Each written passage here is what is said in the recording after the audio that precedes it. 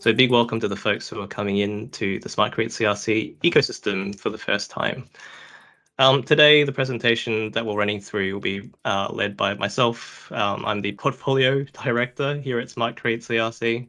So I look after the governance of our invested projects. And we've also got Professor Sirivivatnanon, who's our research director here at SmartCrete, who'll be presenting some of the topics later on in this presentation as well. So like I said, big welcome to everybody.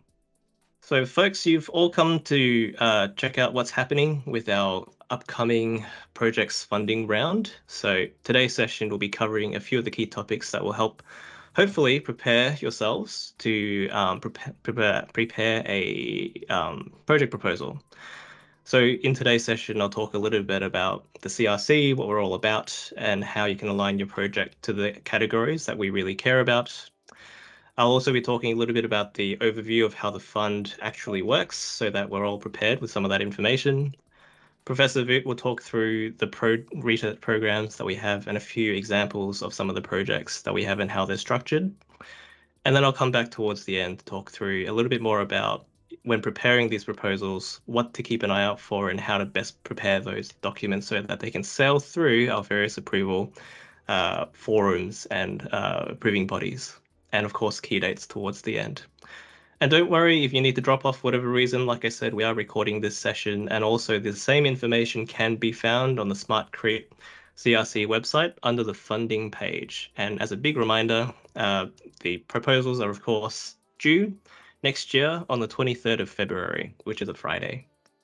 So for those who are not as familiar with the CRC, what is SmartCrete? So as a cooperative research centre, our focus is very much around unlocking Australia's innovation capacity to guarantee that long-term viability of vital concrete infrastructure in Australia. We recognise that concrete is a very complex sector with a very complex subject matter. So our goal is to focus on priority areas where problem spaces that not one single business can solve alone. That's why cooperation is a very big part of what we focus on, and collaboration is the key to the kinds of research and the kinds of impact that we want to unlock. So as a really high-level definition, we also make sure that our funding for these projects is collaboratively funded as well. So that means 50% of funding from the SmartCrete CRC and Commonwealth funding, and 50% with our partners from industry as well. We'll explain that in a lot more detail in some of the subsequent slides. Of course, we're the SmartCrete CRC, so we focus very much on concrete as our subject matter. And for those in this call, you're very much familiar with the fact that concrete is the second most used material in the world after water. And alongside it comes with a number of different challenges, which is why the CRC exists. Challenges from everything ranging from our rapidly growing population in Australia and the associated growth of infrastructure and different kinds of building materials, but also the fact that concrete is a large contributor to carbon emissions through the production and use of concrete as well. So all these various different challenges and impacts to our environments are very much the kinds of things that we at SmartCrete CRC deeply care about. We also want to make sure that as a CRC, some of our program objectives include establishing that industry research collaboration, which is enduring in the long term. We want to make sure that the research that we do invest in has very tangible impact and those pathways to generate that impact as well. And we also want to make sure that the concrete sector in Australia remains competitive, productive, and grows to be more sustainable in the future, long after the CRC no longer exists as well. So that's why we're funding these different projects, and that's why we have a funding round that we've set up as well.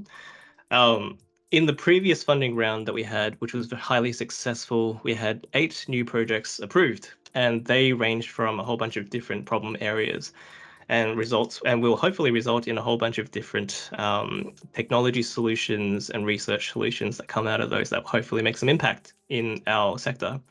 So our projects that came through the last round range from everything from novel sensing technologies, different SEMs, as well as enhancing some of that circularity in the building materials. Last round, like I said, was quite successful. So we had a value of $10 million of both cash and in kind.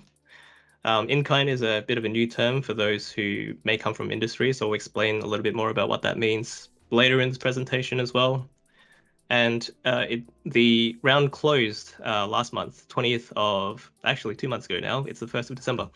Our funding round closed on the 20th of October, and I went through our various approval bodies, and the project teams who were successful were notified of their approval on the 20th of November. So it took exactly 1 month. So we're quite pleased with that turnaround time.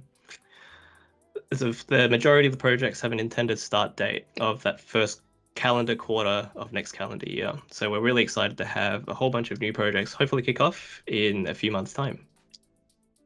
Because of the success of our previous round, we have a little bit less to invest this time. So this particular round, we have $4.5 million worth of cash to invest. We are very open to applications from collaborative project teams that represent at least one registered research organization and at least one industry partner. We have to make sure we have at least that correct collaboration mix going for us. When we talk about industry partners, industry organizations from our vernacular means anything that is a registered company, could also include local and state government agencies and industry bodies. Unfortunately, Commonwealth agencies are not eligible to apply because we simply can't match Commonwealth dollars with Commonwealth dollars. A frequently asked question is, can international organizations apply as well? The answer is yes. There are many multinational organizations out there with presences in Australia, and that's really the key driver, is they have to have a presence in Australia, either through a local branch or a local head office, or they have to have, they have to demonstrate that this project is solving for a problem that Australia faces, and the benefits of solving this problem through collaborative research will benefit Australia as well. In terms of research organizations, these can include only Australian registered research agencies. Unfortunately, we can't work with international registered research agencies, and our preference will be given to research agencies that are already partnered to the CRC. But if you're not, you're welcome to apply as well. Funding availability. So funding is available up until the 30th of June in 2027, which is when the CRC program for SmartCrete ends. So please do make sure when you are factoring in your timelines for your project that you make sure your project finishes well in advance of the 30th of June 2027. If your project extends beyond this, it might be a little bit hard for me to hang out with you to close out those projects. As a minimum, we do want to make sure that the projects are of significant value. So what we mean by that is that as a minimum investment from SmartCrete, we do expect us to unlock at a minimum $100,000 per project, matched by $100,000 of industry partner funding. What that means is that the research project budget will be $200,000 at the minimum, and we expect a 20% administration fee from the research participating organization. For existing partners, that simply comes out of the university's partner funds with the CRC. For those who aren't already part of the CRC network, if you're planning to apply, please let us know, and we'll have those conversations with your research office to make sure that they both understand what this means, but also they can sign off on that kind of administration fee from that university as well. That's the cash component. And then in-kind, we do expect a significant level of in-kind contribution in the form of whatever makes sense. So depending on the project, this could include things like facilities or equipment that doesn't necessarily make sense to put into the project budget, but are still being contributed nonetheless. From an industry perspective, because the project budget is primarily for the research activities, participating activities from our industry partners, such as internal sort of operating costs or perhaps some kinds of facilities that you're volunteering for the project, we do really cherish and count and value that kind of support as well. Will also be it'll be really important for us to capture that in the project plans because it demonstrates that kind of commitment and collaboration that we really value as well. Like I said, there's no, like I said, $100,000 is sort of the minimum investment, but we can, project size-wise, go up to an investment of $2 million if the project is particularly large. That means the project budget in that case would be a $4 million project budget. Okay, that's enough about the general CRC information. I'd like to invite Professor Voot to just talk to us a little bit more about the research programs that we have here at the CRC. Voot. Yes, thank you very much, Hugh. Good afternoon, ladies and gentlemen. Firstly, I'd like to welcome many of my colleagues. Look like we have people from almost every state in Australia, I think, judging from the names that I know. Particularly welcome to Martin. Haven't seen you for ages, except I think I saw you briefly in Perth at the conference.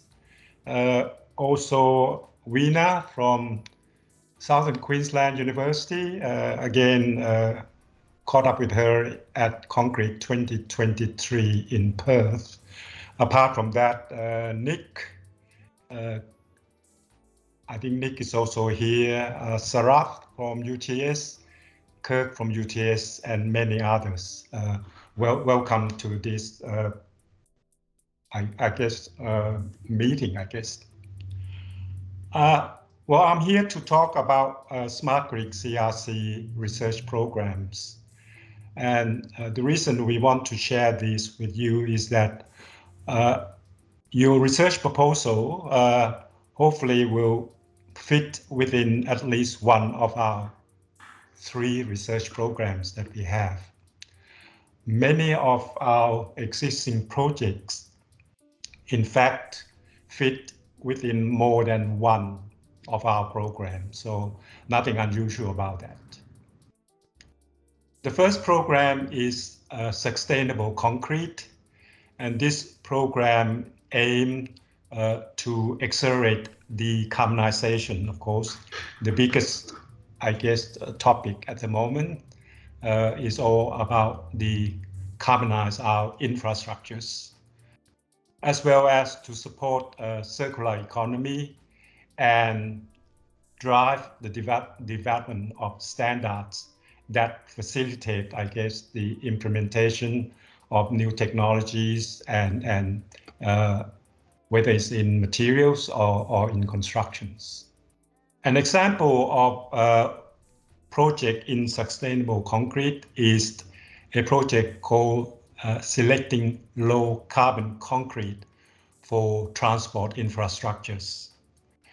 This is a project that UTS is currently working with Transport for New South Wales, as well as Cement, Concrete and Aggregates Australia. What's the problem at the moment?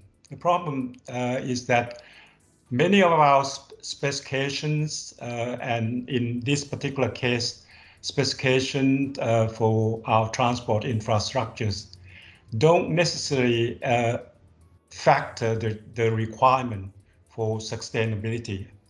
Although everyone talk about sustainability, the only way to get things done usually is through specifications. So the opportunity in this case to use established as well as new emerging low carbon concrete technologies for that will deliver the performance that's required for any transport infrastructures. And in particular, the durability performance, which enable any structures to meet the desired life. For instance, our infrastructures are designed for 100-year design life. So the use of low carbon concrete must not compromise the demand to meet all those performance requirements. Next, please. The second program is Engineers Solution.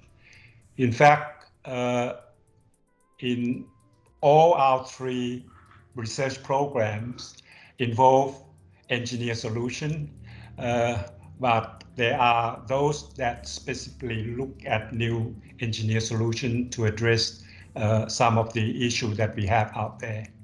So the program is there to drive a sustainable design and construction. This is very, very important. The combined consideration of design and construction when we focus on sustainable infrastructures. The program is there to provide predictive service line modeling, as I mentioned, to deliver the design life that we intend to have for our structures, as well as to optimize the supply chain and support quality control and certification, especially in the area of durability. The quality control and certification is possibly something that we haven't addressed very much, but that's something that needs to be done. And that's the emphasis in this particular research program. One of the example is a project that has actually recently been completed, is recycle concrete aggregates for semi-rigid inclusion columns. These are ways and means of improve our ground conditions. And this project is conducted by Swinburne University of Technology in Melbourne, with the support from Hawks Excavation and Stratford Civil Constructions. Quite a rare project where we see actual contractors involved, and that's really, really good example. The problem here is that the use of this type of strengthening, I guess, of foundation require the use of large amount of aggregates. In certain area, we have shortage of and rising cost of quarry materials, and there obviously are opportunity with the demolition of some of our concrete structures, and that can be used as recycled concrete aggregates, which is basically the one of the main thrusts of this project. Apart from that, the project makes full use of geopolymer binder in it, and obviously the use of both recycled concrete aggregates and geopolymer binder, which basically make use of industrial byproducts such as fly ash and slag, enable us to reduce our landfill waste. The research was conducted both in the laboratory and field trials, and we are so happy to see that the project investor intend to take the solution that has been found to the marketplace. The project was completed, I think, 2 or 3 months ago, so we yet to see the application, but we are looking forward to see the outcome of this project out there. Our third research program addressed asset management, and that is to support health monitoring and maintenance of our infrastructures. We also saw a lot of fast-track sensor development and data analytic, in that usually used with the use of digital twin and predictive modeling in asset management. We have 2 projects in this area, very strong projects, but I will share with you one of these 2 projects. The project entitled Digital Twin Models for Intelligent Management of Concrete Structures.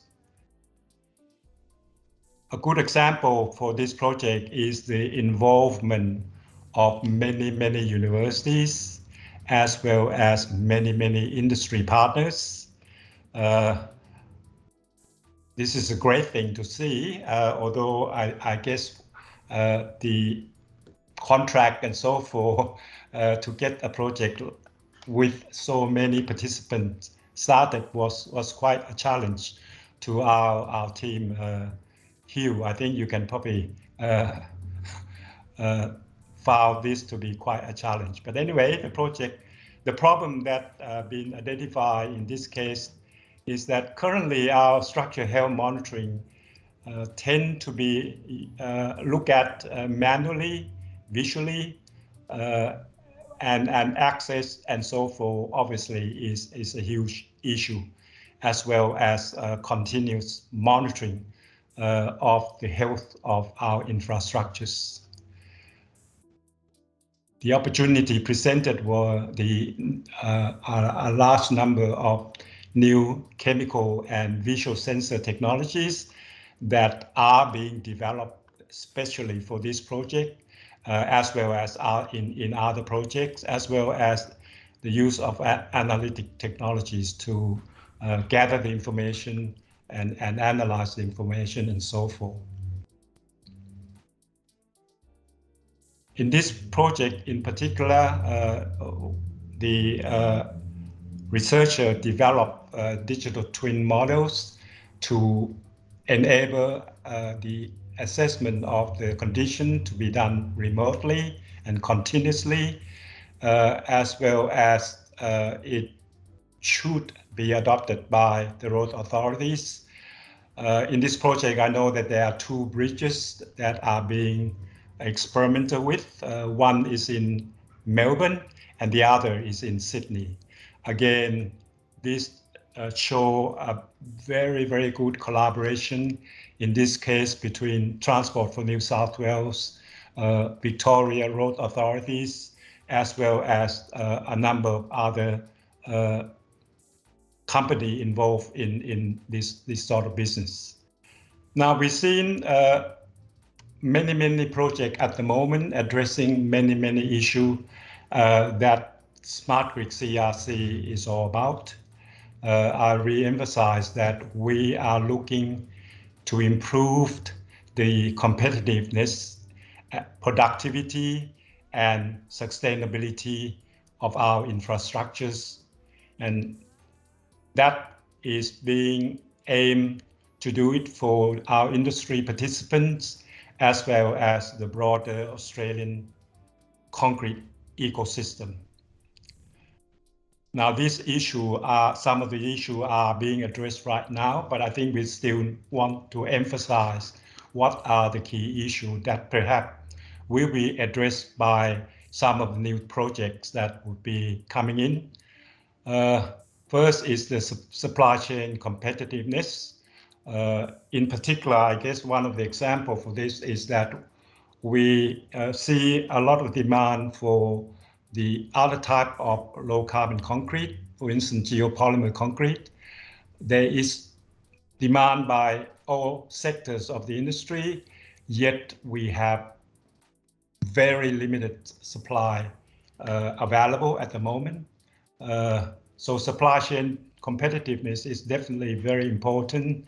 We love to see increased innovation, as I mentioned, in engineer solution to all the challenges that we have. And all of this is to enhance asset longevity and emission reductions. The project that I've shown, for instance, are basically focusing on some of these key issues at the moment. But we look forward to see many more from our talents out there, and also our industry partner, many of whom are participating in this particular meeting.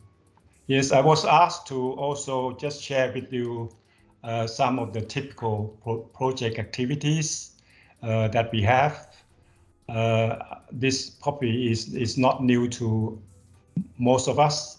The project activity includes research, data collection, laboratory experimentation, field trial, as well as demonstration project as well. So this is the sort of thing we are doing to make sure that the outcome have great impact and would be used by the industry out there. There are certain type of activity that the project cash budget will look after. the salaries of researcher and support staff in terms of postdoc student stipends and direct salary on cost. Whereas the academic staff that usually are involved tend to be the in-kind contribution rather than cash from the budget itself.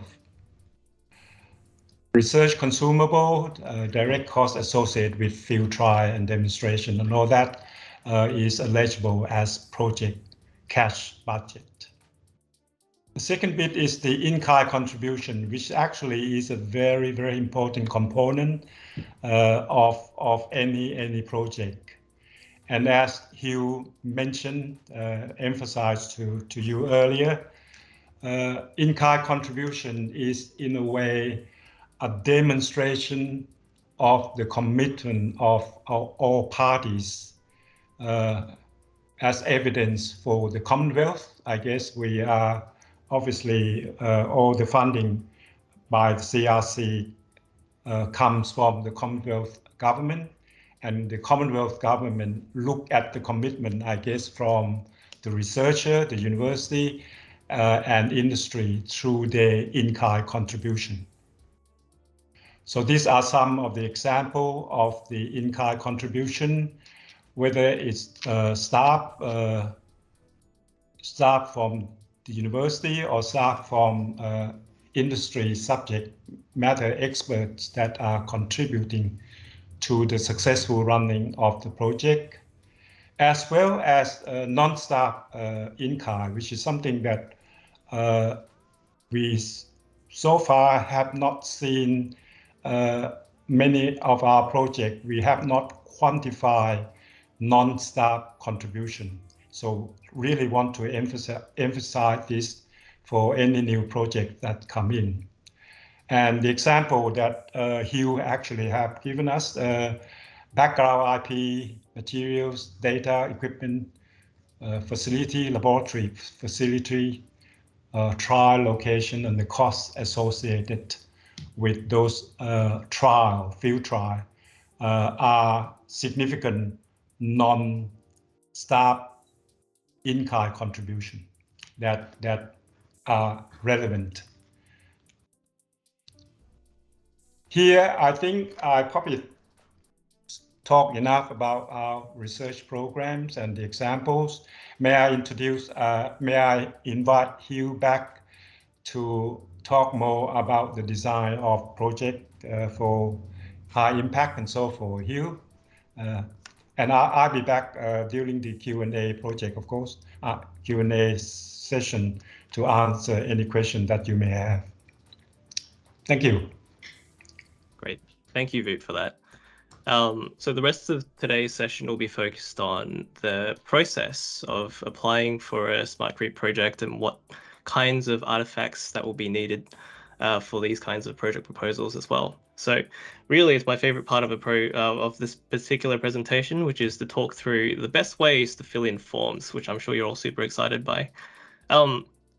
Early in my engineering career, I learned that you can have the best problem articulation and best solutions out there in the world, but unless you can capture that and communicate that information, then no one's really going to support you in this problem-solving endeavor, which is why the project plan for us is critically important to fill out well, so that it sails through our approval processes, and hopefully that ticks off some fun projects afterwards as well. What we have is 2 documents to help you do that. One is our project plan template, which has a bunch of sections in there that allows you to articulate and capture your project, as well as a spreadsheet to help you to capture the financials schedule of how your project expenses will look, the project budget will look, your personnel, and so on and so forth. So 2 documents there. It's in Excel because there's a couple of useful summation calculations in there that we felt like is a little bit easier than making people do spreadsheets on a Microsoft Word template. Also, you might notice that in the thumbnails that there are some yellow text there in each of the fields. So what we've learned is that there's nothing worse than receiving a long form to fill out with very little instruction on how best to fill that out, and it becomes guesses about what the assessors want. So what we've done is to provide as much specific questions and suggestions of the kinds of content that you should be putting into these different sections to help really guide you along.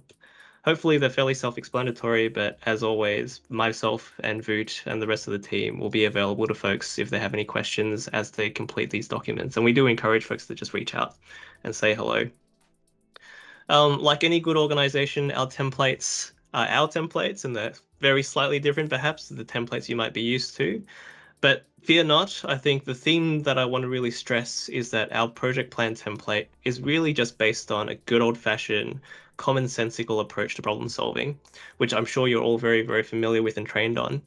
I want to spend a little bit of time to just match the buzzwords between our particular project plan template and the kind of general problem solving process that we're all very used to.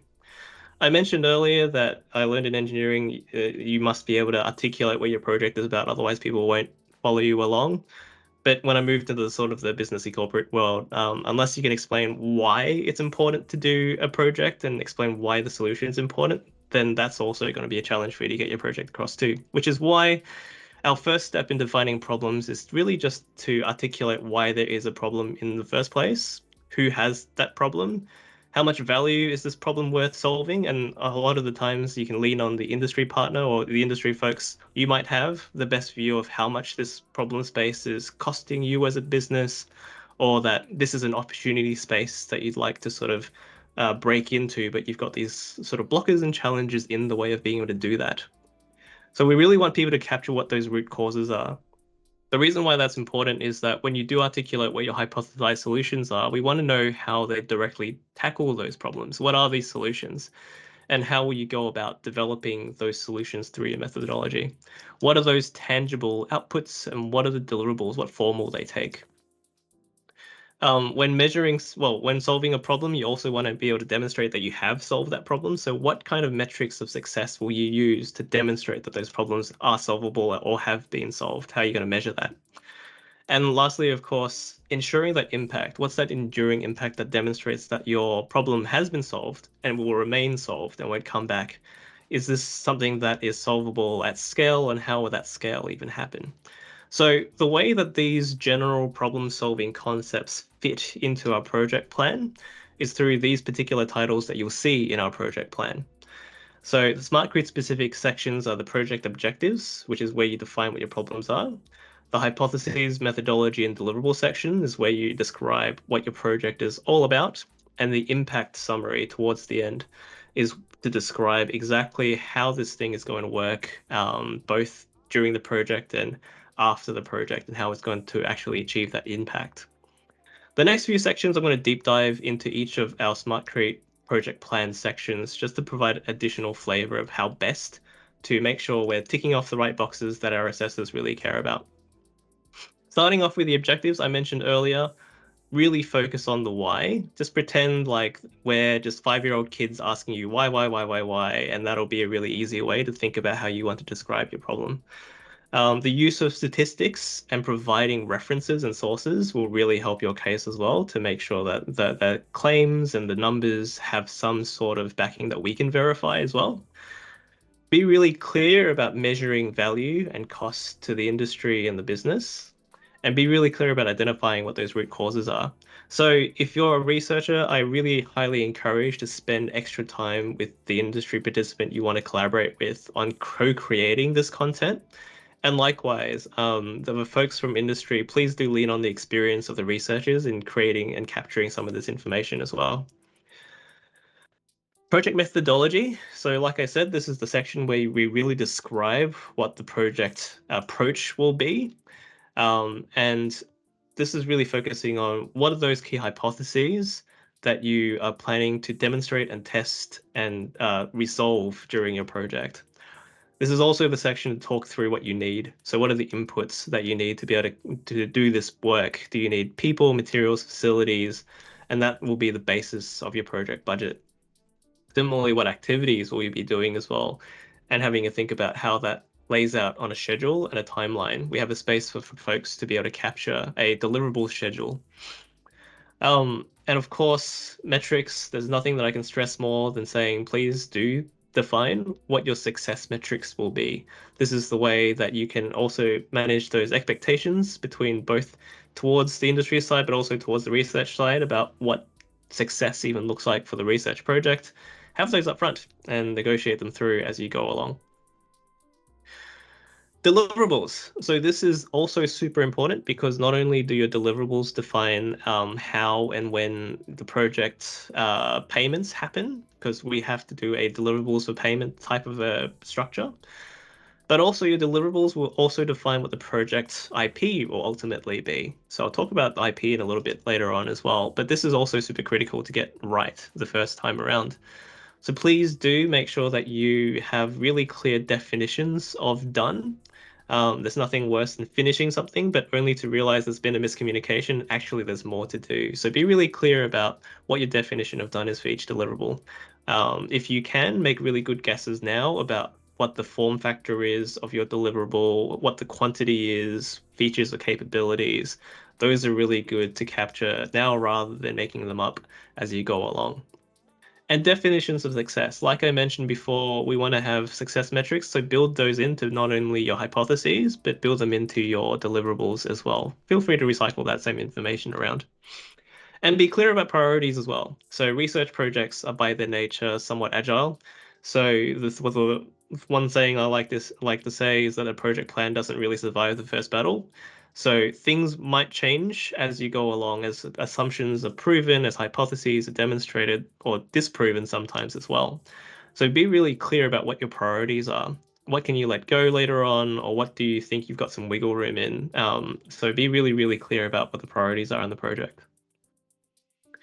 To make things really easy as well, like I said, we do payments based on deliverables and demonstration of deliverables. So if you only have 3 big deliverables all due at the very end of the project, it makes payment release really, really hard. So break your deliverables down into bite-sized chunks that you can demonstrate that the deliverables have been complete so that we can release those payments really easily and have those justifications during reporting. But also you might want to make sure that those deliverables are broken down because both from an industry perspective and the researcher side perspective, it's really important to have the same expectations quarter by quarter so that you're not having different assumptions about how things should look at certain stages of your project. So do consider breaking your deliverables down into smaller chunks that you can describe. This section here is really, really important for us as well. So the CRC invests in research, but really the outcome we're trying to drive is impact. So we want to make sure, and our approvers will really be really careful too, about ensuring that the research projects have a plan about how the outcomes and how the outputs of the research and the IP of the research will make it into the real world out there to create some impacts to create that long-lasting benefits for the concrete sector. So how will that work? So the impact and commercialization plan is really, really important to be able to articulate that.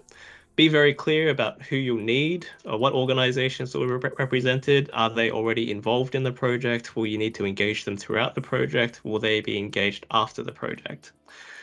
And there are, I guess, 2 different types of IP that comes out of our project. So there's non-commercial IP, which is generally the types of things that will be published broadly, and it's in the best interest of everyone to have that available and openly accessed.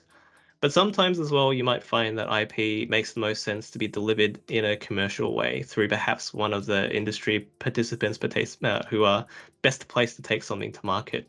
So have a think about what that would look like as well. So as a really high-level summary, then what we're going to look for when your project objectives is to really be clear about what the problem is and therefore what the value is of solving for those problems. For the project methodology, we're really looking to understand whether or not your approach is sound. We want to make sure that your deliverables are very well defined. And we also want to make sure that in terms of impact, the pathway to impact, and that utilization plan of your outputs and project IP is also sound as well. Quick note on project IP. A lot of questions I sometimes get is what counts as IP. So as a really simple answer, have a look at your deliverables and see what your outputs are. Chances are you've probably already got it fairly well described as deliverables anyway. Non-commercial versus commercial IP, I sort of mentioned that briefly as well. So just be very clear upfront about whether or not something needs to be counted as commercial or non-commercial. And we've got a few different ways of supporting you to craft that out as well. So if you have any questions about that, please do reach out to SmartCrete's CRC. It's better to answer those early on. And protecting IP. If the IP is sensitive or commercial in nature, what are some of the processes that need to be considered throughout the project? Things like registering for provisional patents, or what's the process of managing people's copyright or even confidentiality through the form of trade secrets. So these are things that we take very, very seriously, and we want to make sure that the folks who are proposing new projects take these aspects of projects seriously as well. What are some other factors that I haven't already mentioned for successful funding proposals? Well, of course, we want to make sure that everybody's committed to the project. So we mentioned earlier that cash funding of 50/50 is obviously super important for us, but also in-kind is, like we mentioned and I mentioned earlier before, in-kind is also super important for us to demonstrate that level of collaboration and commitment. And we also want to make sure, like I said, impact. I know I said impact before, but I'm just going to stress it again. We're all about investing in research projects with impact outcome. So please do make sure that that's very highly, very obviously highlighted in your project proposals. The part that I'm sure you're all very much keen to know a bit more of is what does the timeline look like for projects that will be submitted into this particular project funding round. Today is the 1st of December, so we've published our guidelines and the application period has opened. So welcome to the funding period. 23rd of February, Friday, is when the application process closes. During that sort of week after the 23rd of February, we'll spend a little bit of time preparing your applications to go through our investment bodies and our investment approval bodies. So during that time, myself and other people in our team may come and reach out to you directly if we have further questions or some clarifications we might need.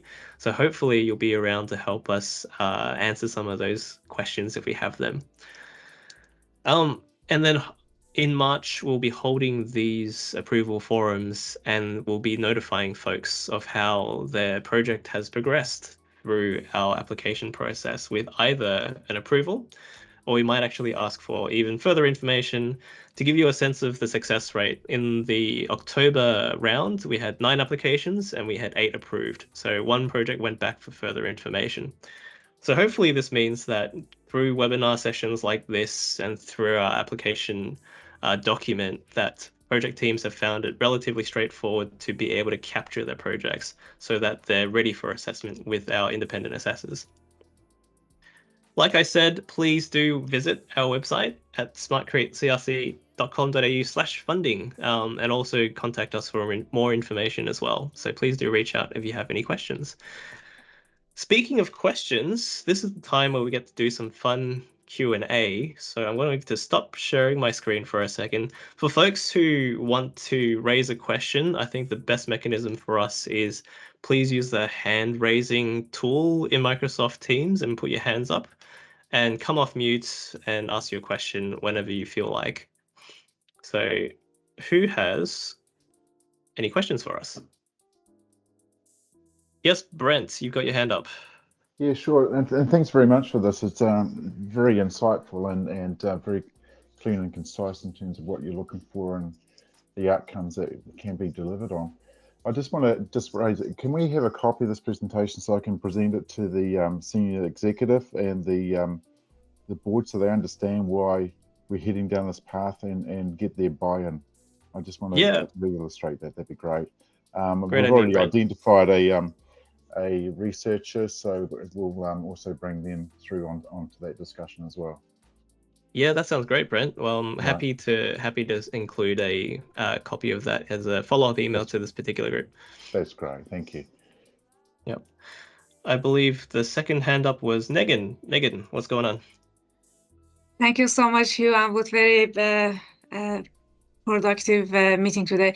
Quick question from your own experience in the SmartCrete's CRC. Is there any appetite to develop new type of sensors for concrete and smart buildings, or you would prefer to focus on off-the-shelf hardware and then leverage more on the data analytics and other parts? I mean, hardware development from scratch is something of your interest or not? It's a really good question. My answer is going to be a cop-out one, which is it depends. So some scenarios, the off-the-shelf ones may not be fit for purpose, or for whatever reason it might be. And I don't have a view necessarily on whether off-the-shelf is easier or versus development. It's always that age-old question of build versus buy. So I think it's very case by case. If it makes more sense to develop them from scratch because of really clear reasons, then yes, that's great. Caveat being that we want to make sure that they'll have a good home afterwards. So whoever's best placed to adopt the IP at the end and take it to solve problems at scale, as long as that party is involved and it's really well articulated, then because everybody wants to play with the puppy, but someone is stuck with the puppy at the end. So we want to make sure it has a good life afterwards. Okay, great. Thank you so much. Just on what you mentioned, in terms of industry partners, you are more after end users or technology providers? We want a appropriate mix. So ideally, sometimes it's kind of both involved. So that way, not only is a technology provider there to take this stuff on, but also the end user is there to make sure that end user requirements are captured and the thing that's being developed and built is fit for purpose for end use as well. Sure. So if you can do both, then both is probably better. But one should provide a cash contribution, yes? For example, the technology provider. Thank you. Absolutely. Absolutely. Much appreciated. Thank you. Yep, no problems. Martin, I see your hand was next in the queue. Thanks.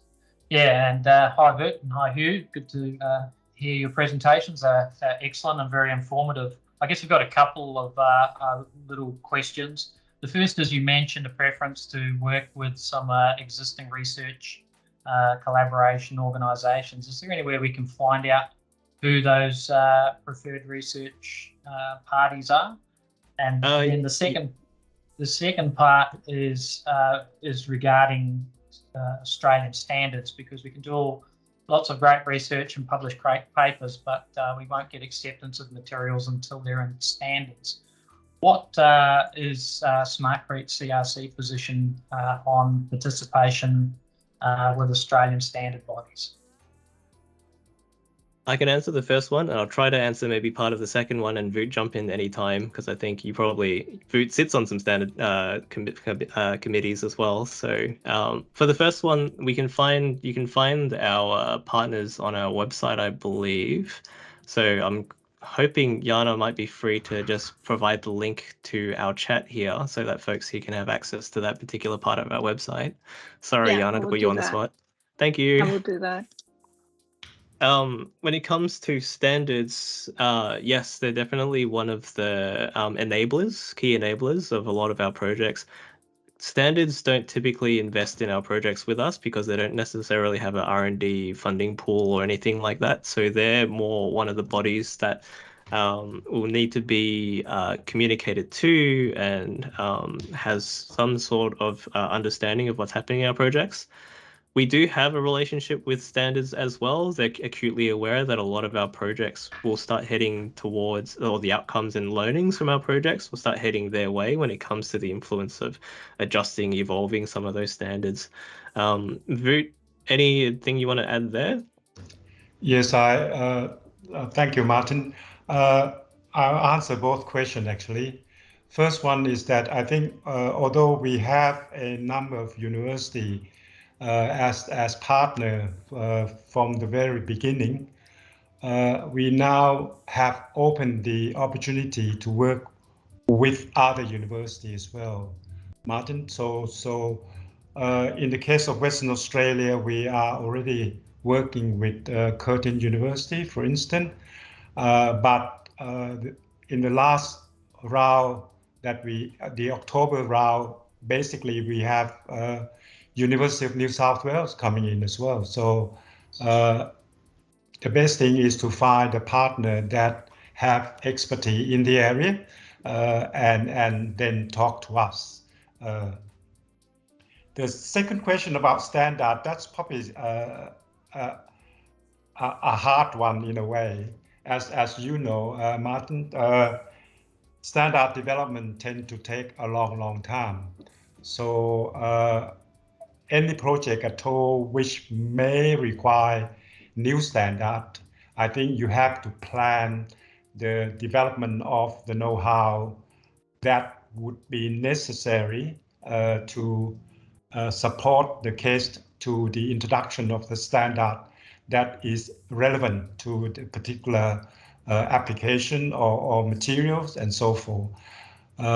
You might be aware that a new product such as geopolymer concrete and alkali activate binders, for instance, Standard Australia Committee BD2 has been working on it for at least 3 or 4 years until we were ready to release the technical specification TS199 roughly in May or June this year, for instance. So when we are dealing with a totally new product, obviously the lead time is much longer, and therefore it needs to be incorporated in the research plan itself, in building up the necessary technical information that will support the development of the standard. Yep. And just to preempt a similar question that might be related is that if we do have some projects where the outcomes and outputs and learnings of the projects are then used to influence things like construction code. And there are processes there where the information that's generated in a project is then synthesized as part of the project into the right formats that are needed to submit to some of those different committee groups. Frank, you are next in the queue. Thanks, Hugh. Yeah, Frank from Kyosan here. Question, I'm not sure if I understood correctly. So for a investment of 200,000, it would be 100,000 and 100,000. I thought you mentioned something about a 20% or $20,000 dollar fee, which I didn't catch on to. So yeah, if you could re-explain that, that would be great. Yeah, no, 100%. I think it's probably my fault because I talk very quickly as well. So, yes, the project budget is half funded by the CRC and half funded by the industry participants. Big S there, because it can be more than one industry participant making up that other 50%. The fee we charge is for the universities participating with us. So for our existing partners, that comes out of their existing partner funds. That doesn't contribute towards the project budget. That kind of goes towards paying for my internet to stay online and my coffees. But aside from that, the rest of the cash goes towards the research project budget. Okay, so it's 20%. So 200,000 would be 220. A $200,000 project, the admin fee of that would be $40,000. 40. Okay, thank you. Yes. Okay. Yep. Yeah, but that come from the university, Frank. Oh, okay. So from the or to the university or from the university? From the university. From the university. Yep. Okay. Yeah. All right. Good. Thank you. Great. Sarath. Thanks, you and Wood. It's a very good presentation and very informative, as well as the discussion was really good. My question is relating to these 3 areas that the SmartCrete has, and is there a particular focus on this coming funding round on a particular one? No, the simple answer is no. So any of those focus areas, as long as it's within those focus areas, then that's fine. Yeah, that sounds good. And the industry partners could be members or non-members. They are equally valued and treated. Yeah, absolutely. So we do. If you do have an industry participant in mind you'd like to work with, that's an existing partner. More than welcome to continue to have those conversations as well. But yes, new is totally fine as well. Well, thank you. Thanks, Megan. I think that's the last of the questions that we've had from this group then. So I think we might wrap up there. Root, any other remaining words or anything else that we've missed before we sign off?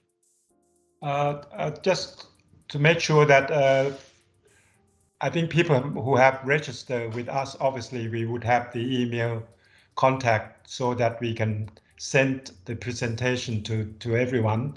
But for those who may have not registered, please let us have your contact so that we can send the presentation file to you.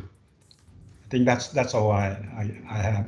But otherwise, thank you very much for the participation in this meeting. Yep. I'm looking forward to hearing more from yourselves. Okay. Okay. Thank you very much. Bye-bye. Thank you.